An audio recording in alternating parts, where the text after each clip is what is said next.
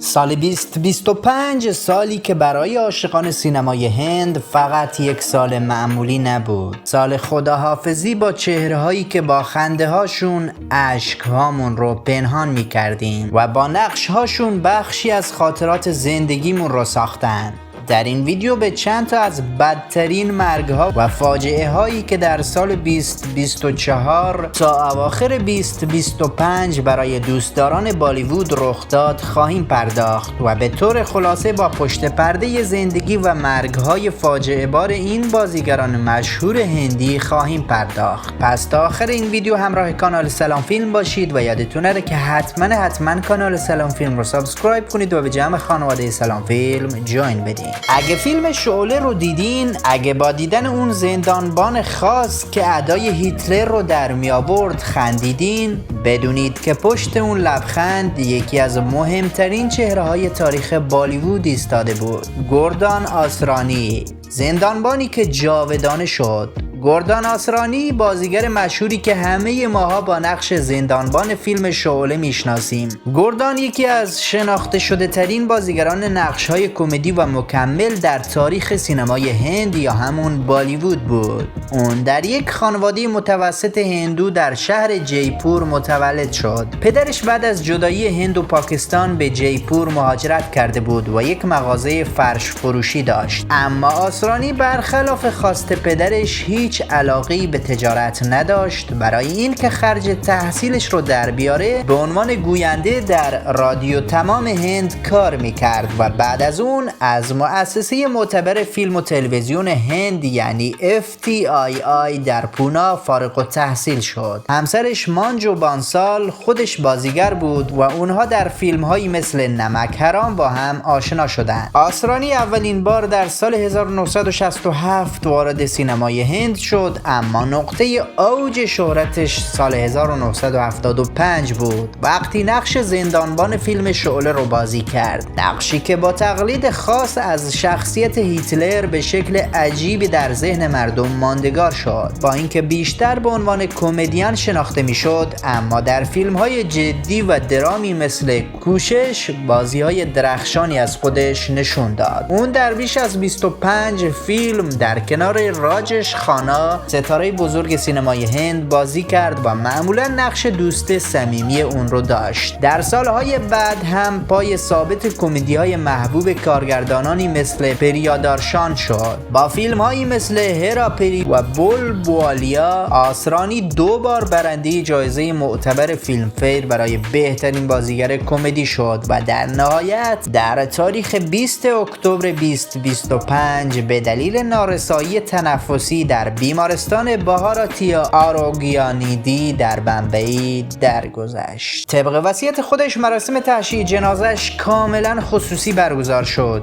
بی هیاهو، بدون حضور ستارگان بالیوود، در سکوت. نفر بعدی ساتیش شاه، مردی که کمدی رو زندگی میکرد. ساتیش شاه بازیگر و کمدیانی که خنده امضای همیشگی بازیهاش بود. ساتیش شاه بازیگر محبوب و پیشکسوت سینما و تلویزیون هند در 25 اکتبر 2025 در سن 74 سالگی به دلیل نارسایی کلیوی در بمبئی درگذشت. ساتیش شاه فارغ التحصیل مؤسسه معتبر FTII بود و فعالیت حرفه‌ای خودش رو از اواخر دهه 1970 آغاز کرد. برای خیلی ها اون همیشه با نقش ایندراوادان شناخته میشه. نقشی ماندگار در سریال کمدی ساراباهی ویس ساراباهی که اون رو به یک نماد فرهنگی در هند تبدیل کرد و در سریال یه جوهه زندگی به خوبی درخشید. اون با بازی در بیش از 50 نقش مختلف توانایی خیره کنندش رو به همه نشون داد. ساتیش شاه در بیش از 200 فیلم سینمایی بازی کرد، از آثار کلاسیکی مثل جانه باهیدو یارو تا فیلم های محبوبی مثل اوم شتی اوم. اون به خاطر زمان بندی دقیق در کمدی و ارتباط صمیمانه با مخاطب همیشه تحسین می شد. ساتیش شاه با مادو شاه ازدواج کرده بود و فرزندی نداشت. داشت، اما میلیون ها نفر با خنده های اون زندگی کردن. نفر بعدی که در ویدیوهای قبلی هم بهش اشاره شد، درمندرای افسانه‌ای. وقتی اسم درمندرا میاد دیگه حرف از یه بازیگر معمولی نیست. درمندرا یعنی خود تاریخ بالیوود. درمندرا یکی از بزرگترین و محبوبترین بازیگران تاریخ سینمای هند بود. مردی که بهش میگفتن هیمن بالیوود، کسی که هم توی نقش‌های عاشقانه دل میبرد و هم توی فیلم‌های اکشن ترس میانداخت. اون در بیش از 300 فیلم بازی کرد و دهه‌های 60، 70 و 80 رو عملاً به اسم خودش تعریف کرد. از فیلم‌های ماندگارش میشه به شعله، پهول اور پتر، چوبکه چوبکه اشاره کرد. فیلم‌هایی که هنوز هم مردم باهاشون خاطره دارن. درمندرا فقط یه ستاره نبود، یه پدر اسطوره‌ای هم بود. پدر سانی دئول و بابی دئول و همسر هما مالینی، ملکه زیبایی هند. درمندرا که در هفته‌های پایانی عمر خودش درگیر مشکلات جدی جسمانی بود، در بیمارستان بستری شد. اون پس از چند روز مراقبت ویژه برای مراقبت در منزل از بیمارستان مرخص شد. پسرانش از طرفداران خواسته بودند که به شایعات مرگ درمندرا پایان بدن و گفته بودند که درمندرا سالم هست و از بیمارستان مرخص شده. اما این فقط آرامش قبل طوفان بود و طولی نکشید که به پایان رسید و سرانجام در تاریخ 24 نوامبر 2025 و نزدیک به یک هفته پیش از تولد 90 سالگیش در خانه خودش در شهر بمبئی از دنیا رفت. چهره‌های برجسته سیاسی و سینمایی هند از جمله ناراندرا مودی نخست وزیر هند،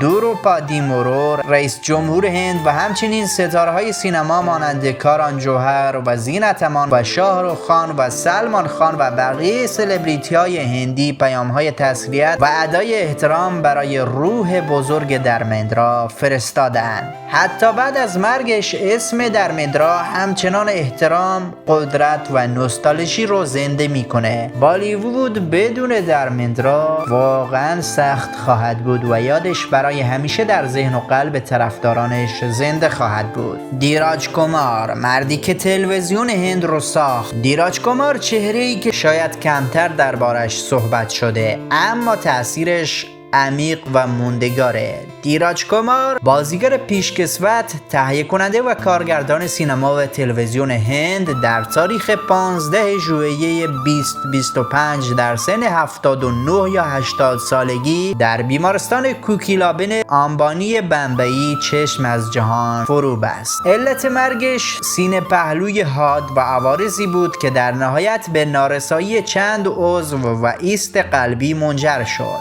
دیراج کومار فعالیت هنری خودش رو از اواخر دهه 1960 آغاز کرد. جالبه که بدونید در سال 1965 یکی از فینالیست های مسابقه استعدادیابی بود که برنده نهاییش راجش خانا شد. از فیلم های مهمش میشه به راتون که راجل و کرانتی اشاره کرد. اما نقش بزرگتر دیراج کومار در تلویزیون هند شکل گرفت.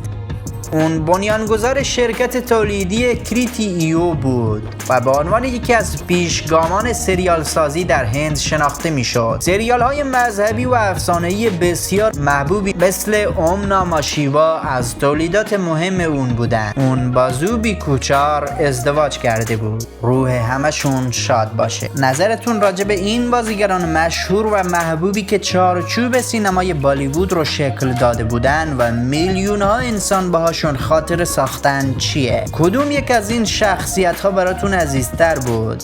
به نظرتون سینمای هند همچنان درخششش رو داره یا خیر؟ نظراتتون رو بنویسید تا بقیه هم از دیدگاه شما با خبر بشن و در بحث شریک بشن. اگه به فیلم، اخبار و حواشی جنجالی بازیگران مختلف علاقه دارید، حتما کانال سلام فیلم رو سابسکرایب کنید تا به جمع خانواده سلام فیلم جوین بدید. و یکی از ویدیوهای بعدی هم که بهتون پیشنهاد میشه رو تماشا کنید تا اطلاعات جدید و مفیدی بهتون اضافه بشه.